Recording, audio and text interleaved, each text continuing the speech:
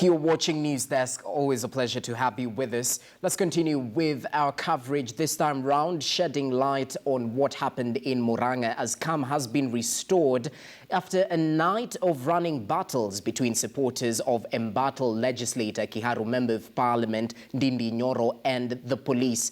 The Member of Parliament was arrested and later released after police running battles between the supporters of Ndindi Nyoro and the officers.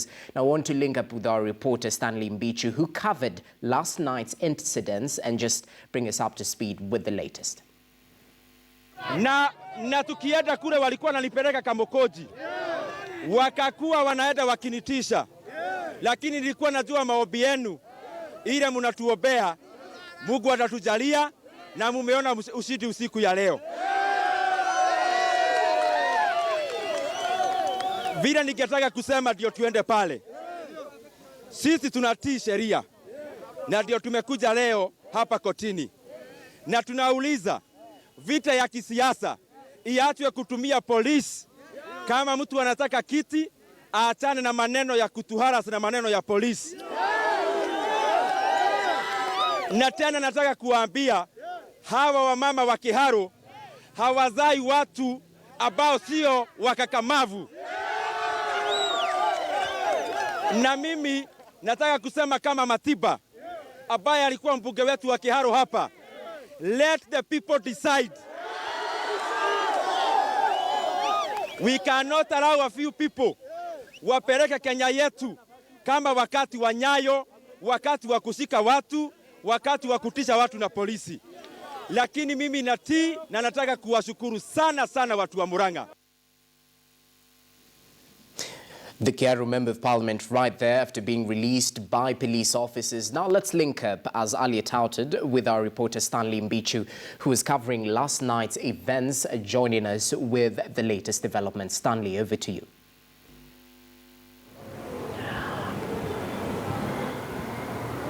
A very good afternoon, Jesse. And here in Murang'a County, things are slowly coming back to calm and order after a multitude of supporters behind area MP of Kiharu, Ndindi Nyoro, left the Murang'a Law Courts. Ndindi Nyoro presented himself before the Murang'a Law Courts so as to know who is accusing him of what, and perhaps also to know what case he is to answer following 3 counts that were leveled against him by the police, who were conducting investigations after the incident witnessed at Yetui Catholic Church here in Murang'a County. And thereafter, of course, together with area MCAs, supporters from some of the supporters from Murang'a, from his constituency, and of course members of the public and other members of parliament, including those from different parts of this country who came in solidarity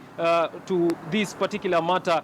So far, information that is reaching our newsroom from reliable sources is that the case that was to be opened or filed against the said MP would be withdrawn following perhaps maybe looking at the outcome of series of events that have unfolded so far here in Murang'a County. Remember, this is a matter that has come following the differences between nominated member of parliament, that is minor commander, and the area MP Ndindi Nyoro over who was authoritative enough.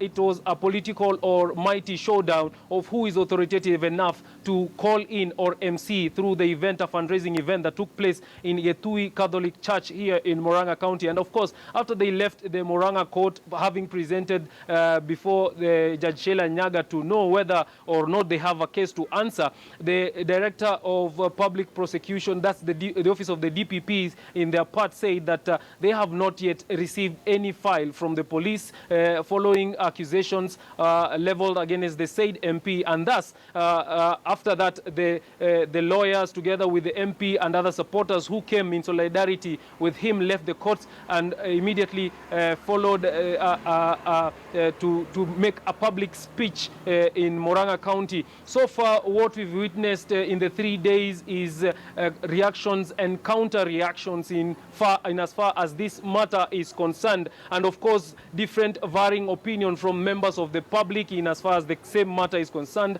And of course, we've been having such topical issues in regarding to whether or not it is good for members of parliament or politicians to make political sentiments that could probably fuel anger or perhaps differences between them. Remember, these are two members of parliament from the same political party, that is his Jubilee party. And yesterday, of course, also during his moving around Ndindi Nyoro before his arrest, at some point he mentioned that he would wish to call for the MPs in the Jubilee party or for a sit down so that they can talk and deliberate into this matter within their own house. Perhaps it could have informed what has now come out as charges that have been leveled against him could probably or have